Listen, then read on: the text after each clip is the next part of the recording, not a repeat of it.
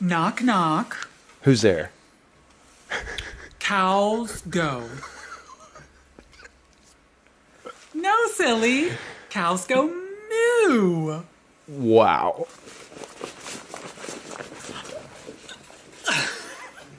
What's up, Breakdown Gang? It's your boy JD here. I am back. Guys, I know that you got to know me through doing reaction videos, right? To Tom MacDonald, some other music videos, some other things like that.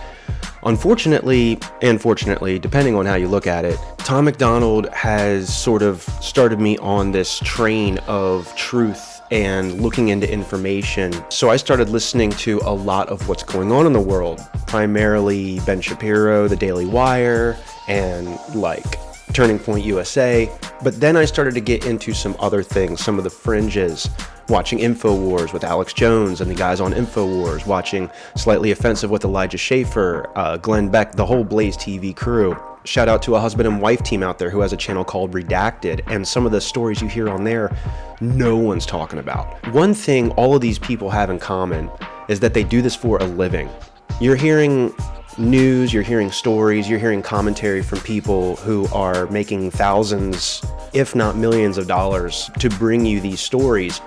And in the midst of all this, we see these economic crashes and these food shortages you hear about in Europe, and these energy shortages that you hear about, and the drought and everything that's going on. I never get to hear the opinions and the commentary from somebody who is a blue-collar working person. I go to work and I work 10-hour days. I live paycheck to paycheck. So when I'm hearing all this information, it's like it affects the lower class probably more than it affects anybody else, right? I mean, it's really bringing the middle class down to the lower class and making the lower class pretty much obsolete. So to make a long story short, I will still be doing reactions to Tom MacDonald, Madchild, all the artists that we love, different types of music where people are still bringing truth. I'm really interested in that. However, I want to bring a different type of show for the most part. I want to, first of all, I'd like to monetize my content, and you can't do that if a song is copyrighted. But also, I'm willing to bet that there are people out there who would like to hear what's going on from someone who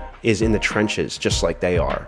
Someone who, I had to take off work today because I have and I'm gonna have to like make it up to be able to pay my bills and to be able to feed my son. You know what I mean? So I think it'll be really interesting to dig into some of this stuff from a working man's point of view. Anyway, I want to have fun. I want to laugh. I want to cry. I want to hear from you. What is going on right now in your lives that is making things hard, easy?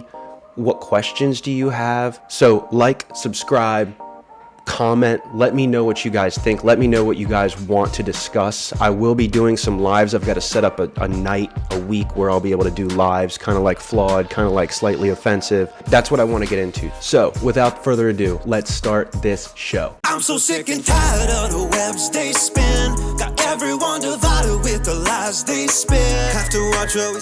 All right, so the first thing we're going to do is reactions. I follow a couple hilarious accounts on Twitter, Libs of TikTok and Clown World. I don't know if you guys have ever heard of the clown pill before. A lot of times what happens is when you get red pilled and you start to see the truth, it becomes very black pilling and you start to get depressed.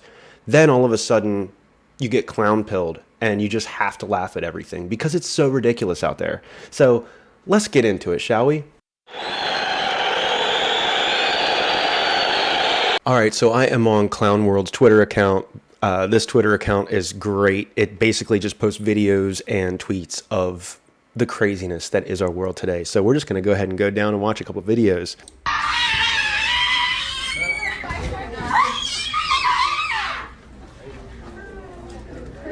Demonic possession, anybody? What is going on here? Looks like she's in a bus terminal or some type of... There's bathrooms up there, some type of building, like some type of train station or something. And she's just flipping out, completely possessed. I'm not quite sure what's going on. I know that mental health is a huge deal right now. The virus that's going around, the lockdowns, all of the stuff that's being pushed societally, it's causing people to go nuts. What else we got here? What do we got? Yeah. What? So I know that most people out there know what furries are. I know that it's adults like to dress up as animals and have conventions and have sex and everything else. I'm not quite sure what's going on here. Look at that face. Look at her face. She is serious. She is a sheep. She has no doubt in her mind she is a sheep. Look at the guys with the ram's horns. Oh man, what else do we have here? All right, so let's check out what we got here. What on earth? Oh snap, it's just people ransacking the stores. Look at this craziness, man. People just looting like the whole thing. They're just taking... Yo. This is all security footage, obviously. This is wild. Where is this? Dude, what is going on? I don't know. So, this one looks like a fun one. Knock, knock. Who's there? Cows go. No, silly. Cows go moo. Wow.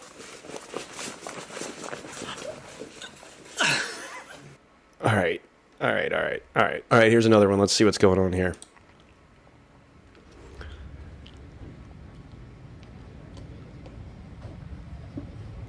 Oh. This dumbass motherfucker right here. What? Yeah, fool butt naked. Yo! He's butt naked in his truck. He just crashed it. Look at him. Oh my god. I fool got 5 stars right now. Yo! What is wrong with people? What was that dude driving his truck for naked alone? Like there wasn't even anybody else in the car. He's just straight butt naked in his truck alone. Dude, I don't know. The world's going crazy. All right, let's watch one more. Let's see what we got. What's this? To throw. Excuse me, y'all. I stain motherfucking bullets. I stain these motherfucking eggs.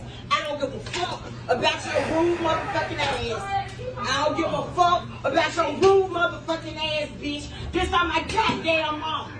At the end of the day, I don't give no fuck. That's what the fuck you need to do is motherfucking call you stinking asshole. People need Jesus.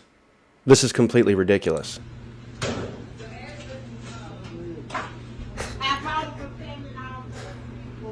Wow.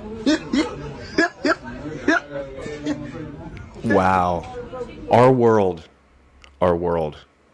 This is our world. All right, y'all. So there we have a little bit of just a glimpse of what's going on in this crazy world of ours. And I don't know what to say. I started out as a liberal, and then I moved towards conservatism. Then I found libertarianism, especially with the Mises Caucus. Lately, I've been getting into more like elite theory, believing that there's always going to be an elite. There's always been an elite, and you just have to take that power and use it for you. Anyway, that's a long, drawn-out philosophical thing. Hours and hours and hours of listening to podcasts and reading. Anyway, so as I said at the beginning of the video, I had to stay home from work today because I tested positive for COVID last night. I feel okay, have a minor headache, my body hurts, my fever broke last night. But the next segment we're going to get into is the news, and I thought, what better to talk about than the most latest in all of this wonderful medical stuff that we've been dealing with for the past 3 years. So without further ado, let's get into the news. We're going to get into what Alex Jones and InfoWars have to say, the latest on the numbers, as far as, I'm not going to say too much with my own mouth here. I'm just going to watch the video. You know, we're going to talk about it. We're going to go through this video. It's 30 minutes long, so I'll probably just cut out the highlights. I'm going to watch the whole thing and cut out the highlights. So anyway, let's get into it. All right, he's only with us for 30 minutes, and I had a bunch of other economic and military news at the bottom of the hour. Edward Dow doesn't need any introduction. Worked at HSBC, BlackRock, and so many other big institutions. But he made a lot of predictions. So he worked at BlackRock. That have come true, because that's what his job was a trends forecaster and stock picker. And he's been going over the actual actuaries, and numbers out of insurance companies and more. And now the wheels are coming off the establishment as Fauci resigns, and as they say, okay, the vaccine doesn't work. And Right. Fauci is resigning in December as of yesterday, I think. it does make you sick. This is blowing up in their face big time. But if you read the SPARS war game, it predicted this would all happen. So I think there's something bigger here about lost and trust in the system and more. So we'll get his deep expertise on this the next 30 minutes. I'm going to try to give him the floor. Mr. Dowd, where should we begin? Dowd Let's go. is, of course, can be found at Dowd Ward on Twitter and Getter at Edward Dowd. So good to have you here with us. Where do you want to start? Yeah, thank you, Alex. Great to be back. I'd love to start with the millennial chart that I put on, famously brought on your show in March, where we showed, my Wall Street insurance partner and I showed that into the fall of 2021, there were, from the CDC data, there were excess deaths in the millennial age group, age 25 to 44. Wow. And the millennial chart, I said, that's this, I'll talk about that in a second, but the millennial chart, there it is. There it is. You can see the millennials into the fall, ages 25 to 44, experienced a temporal 84% rise in excess mortality. Whoa. Which represented 61,000 individuals over the course of Guys, that year, that's which serious. is the Vietnam War.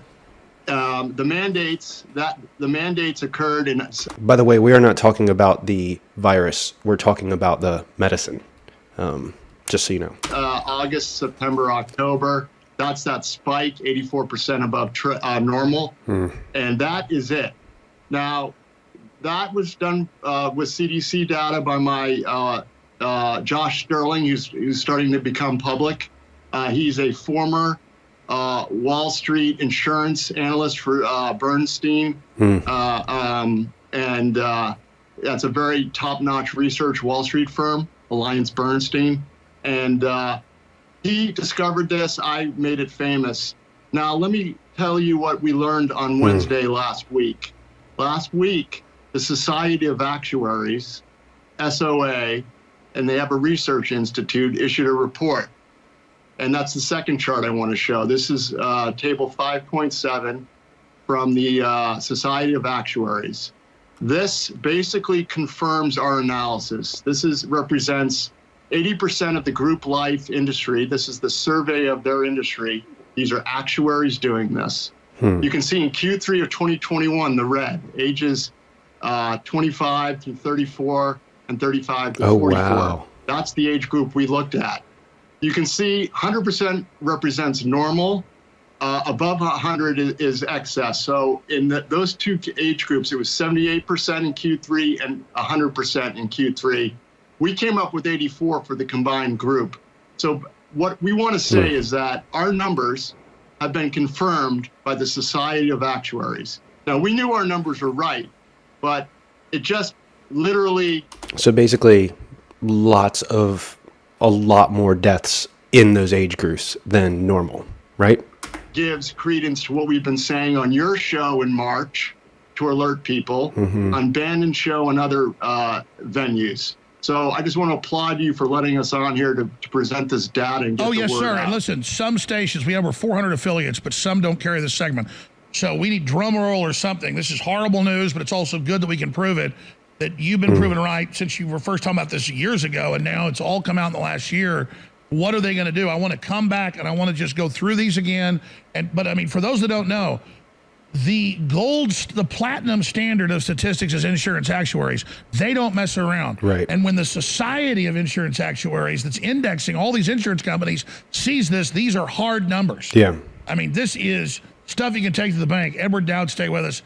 Yeah, and I have to say, too, I don't know if you guys, I just had this sixth sense. Something told me that this was not going to work. Something told me there was something fishy. It was like a sixth sense. It was like the Holy Spirit. It was an inner knowledge. It was an inner knowing. And it's almost like I could see the future. I'm dead serious. I'm sure that there is somebody out there who understands what I'm talking about. It was like, it's almost like prophetic. Like I almost knew this was going to happen. Honestly. Thank God I followed my instincts. I don't know whether I want to clap for exposing the murderers or throw up. I actually feel physically sick right now. I mean, this is Hitlerian level stuff or bigger in our hands. And these sons of bitches knew exactly what they were doing. All right, ladies and gentlemen, the big international consortium of insurance company actuaries, where they pool their numbers so they can accurately predict trends, has confirmed what Edward Dowd and previously a whistleblower, high level at top insurance actuary company, gave him info a year ago that he laid out on Steve Bannon's show, our show, everywhere, confirming massive increase in deaths in young people right after the and now the major international actuary group has confirmed his whistleblower's information, his info. And he said this.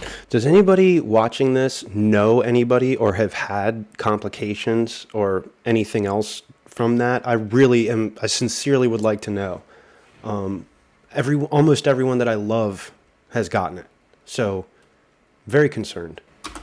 You know, a year ago on Bannon and other shows, he said, I had the whistleblower inside the actuaries. It's going to come out, but right now I'm going to put it out. Well, now it's confirmed. This is incredible news that they know what they're doing. It's ongoing. Fauci's resigned. They're now admitting the shots don't work. They're now admitting they're hurting people.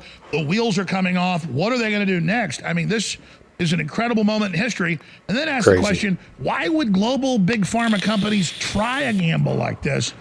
Or is there something bigger here? Because the SPARS document, a few years before COVID. I have another question. Why is this information coming out, but nobody at the Daily Wire, and you look at the podcast from the Daily Wire and it's like, trans activists, blah, blah, blah, blah, blah, Matt Walsh. And like, okay, yeah, I know that those are hot button issues, but if this kind of stuff's going on, don't you think that every single person in media should be talking about this? I mean, just doesn't make any sense to me. 2025, 2028, really based at 2020, 2023. War games that a year and a half in, it turns out it doesn't work and kills you, destroys confidence in governments, and causes a global civil war. Yeah, and he's talked about that and forecast this 2 years ago. So he's a top trends forecaster, former top stock picker. Some stations just joined us. Recap the, I mean, I don't even have words to describe how huge this news is. Take your time, sir. So bottom line, the Society of Actuaries, now they're not going to come to the same conclusions that you and I have come to, and that's fine. But the numbers are the numbers. We said on your show in February, March of this year that the millennials experienced a rise of 84% excess mortality into the mandate quarter, Q3. That represented over the course of March of 2021 through Feb of 2022, 61,000 millennials, which represents basically a Vietnam War for the millennial age group. That's Silent crazy. War. As many people more died in that age group than were in Vietnam, that died in Vietnam? Then last week, the Society of Actuaries put out in Table 5.7 the excess mortality from their revenues. 80% of the revenues were represented in this report, and there it is. Basically confirming what we said, 78% and 100%. We came up with 84%. So that's that. The numbers are the numbers. We've been vindicated. There it is. We're right. But for folks that aren't an expert like you, lay out what those numbers mean. Yeah, here we go. So basically, 100 is normal death rate. In the Q3, 78% more people died, more claims happened in the insurance industry for the ages 25 to 34, and 100% between 35 and 44. Yeah, those are the real people to ask, right? The insurance companies. If like casket makers and people like that are reporting record number caskets that they're making and all that, the insurance companies would be the people to ask, right? Between health insurance and life insurance, there's probably tons more claims. We analyzed 25 to 44. We came up with 84%. So 84% excess mortality in the claims of group life insurance companies. Now, the thing to remember about group life, now that confirms the CDC data that we saw. Group life are claims against people that are employed in companies who tend to be not drug addicts, tend to be happily employed and healthy. True. So the numbers just foot, because the naysayers were telling me, well, Ed, those deaths occurred because of lockdowns and suicides and fentanyl overdoses and missing cancer screening treatments. My argument has always been, temporally, in 3 months, that was a dramatic rise in deaths. That was that was when Biden and corporations mandated. Right, and as someone who spent a good portion of his 20s on opiates, on pills, and on heroin, I can tell you that most drug addicts don't have life insurance. Just saying. And you can see from the red highlighted by their own report, there was an event. What was the event? It was mandates. What did those mandates result in? Democide, death by government. Oh my. I said it before and I'll say it again. Democide. Am I going to get this video taken off YouTube? I hope not. I hope they don't Crowder me. And we've seen similar numbers around the world, and even mainstream news is reporting now, oh, it's normal, record heart attacks in children and young people, record blood clots, oh, sitting at your desk is why you're dying. Look, again, I go back to the CDC document, October 2000, predicted adverse reactions, myocarditis, blood clots, over 30 things, and everything they predicted happened. So why would they put a report out predicting it and then do it? Big picture. I know you don't want to speculate, but just as a citizen, as a human, Edward Dowd, big, because you did this over 2 years ago in a tweet, you predicted and you said this is about societal collapse. So, look, I'm spitballing here. This is me predicting the future without having inside knowledge. But I am into game theory. I'm into the Hegelian dialectic. I'm into all sorts of, if I was an evil person and I wanted to put in a control system, how would I do it? Well, obviously I would have some villains like Klaus Schwab, Harari, Fauci, Gates, some front men who think they're running the show, but they implement this and it creates a collapse in trust of institutions and society. And there it is. The goal is to introduce a central bank digital currency and some sort of social credit scoring control. You can't sell that, so you get these clowns to do it in such a comical, evil fashion that it's a joke. We then defeat these people. Fauci's resigning. You'll see these guys will fall. Then as they fall, remember, we'll be in the middle of an economic collapse. Everyone will be afraid and fearful. There might be a war. There might be a Taiwanese war. Who knows? But events are coming. I'm spitballing. I don't have a crystal ball. And then out of left field, once these guys go off to the jail, some very handsome, well-sounding, reasonable people come up with a solution that looks great, but underneath the surface of it, that's what they wanted to implement anyways. But Edward Dowd, I totally agree with you. And of course, you don't like to speculate, but you're dead on. Let's explain the Hegelian dialectic the easiest way to explain it.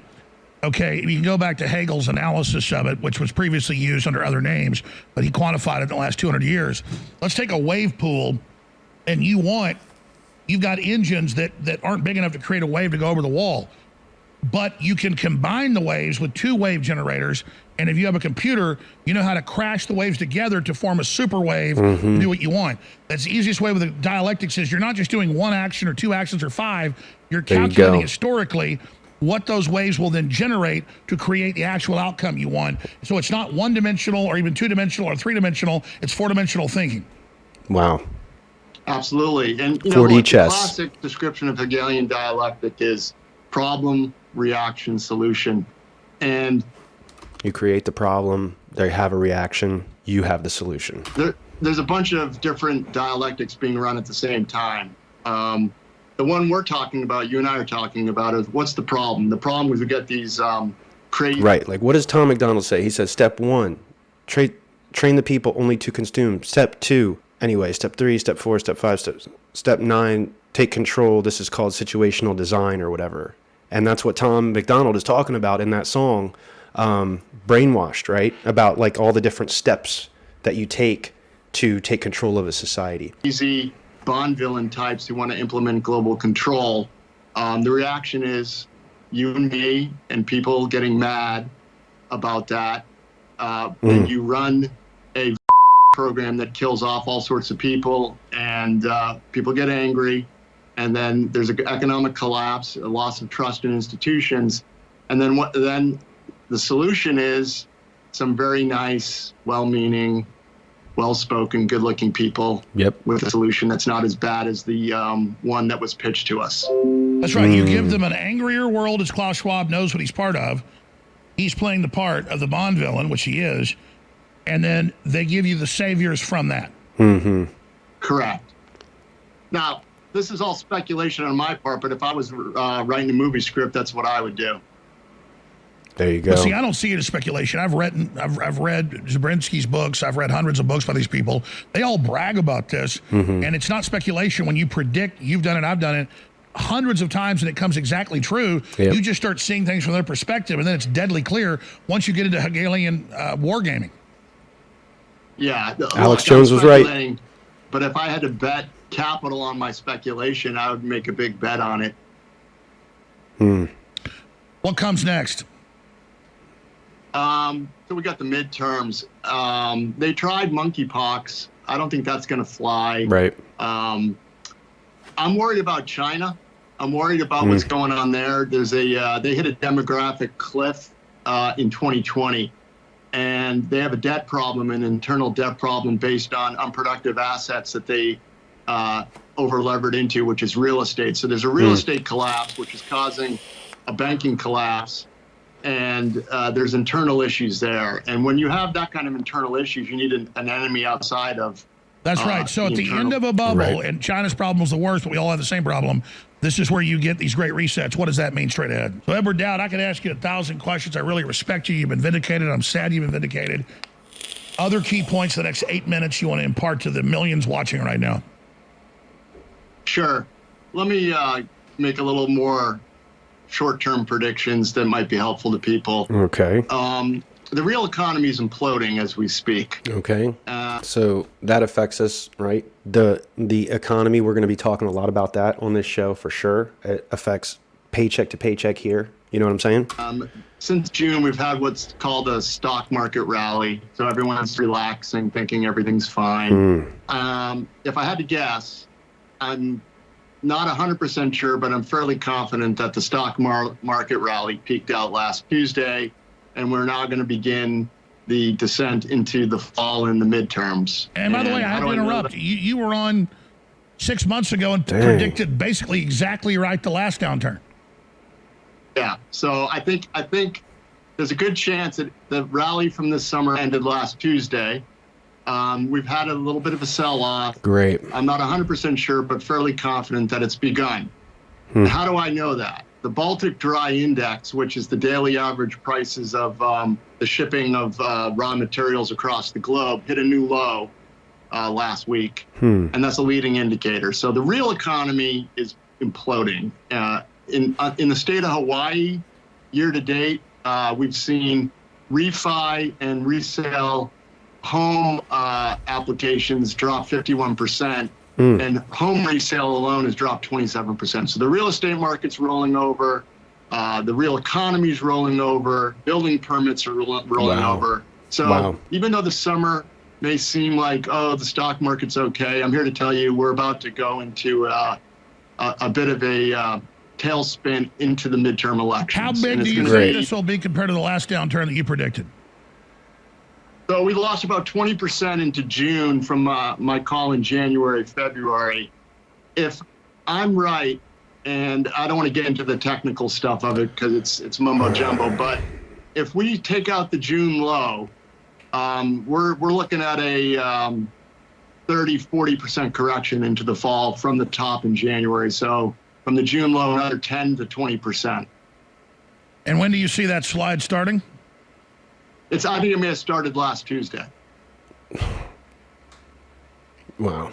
What can we do to try to stabilize the planet? These dark forces want to destabilize it. What can an average person do? Yeah, what can we do?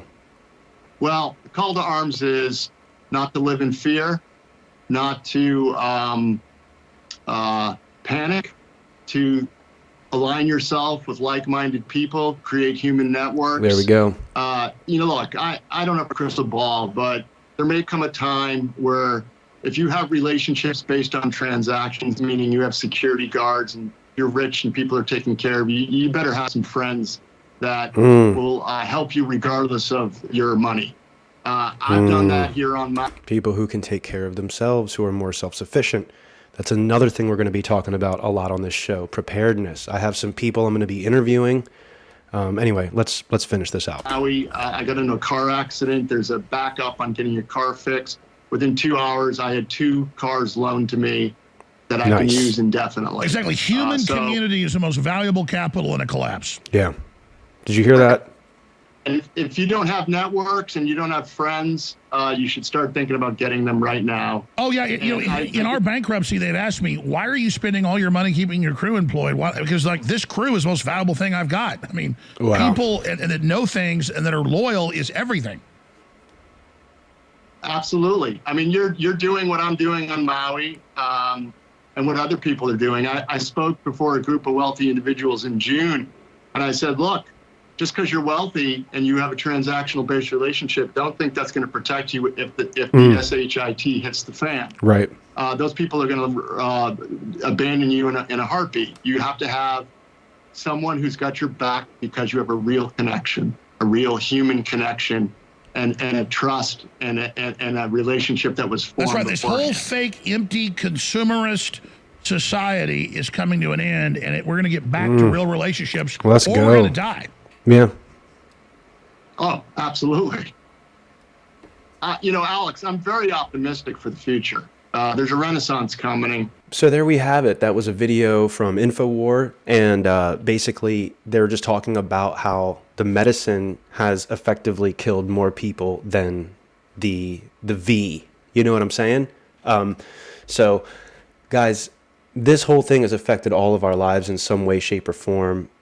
The globalist takeover of the world, this whole controlled demolition thing that's going on. I don't know what I'm allowed to say on YouTube. All I know is we're going to be talking a lot about it, and I'm going to push it as far to the edge as I can get it without getting canceled. That's all I know, guys, and that's what I can do for you. I've also got interviews coming up. I cannot wait to get into some interviews. That will be a part of this show. However, for the first one, I don't have an interview lined up. I just wanted to put something out there to show you guys what I'm going to be doing. Look, I know that things have been so crazy. There's so much going on. There's so many moving parts, and I need to hear from you guys. I miss my community. I miss everyone that was encouraging me. I miss encouraging other people.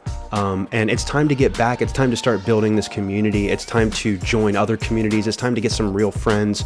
Talk about anything from survival and preparedness to literally what's going on and what we can do to protect ourselves and our families. So guys, I want to hear from you.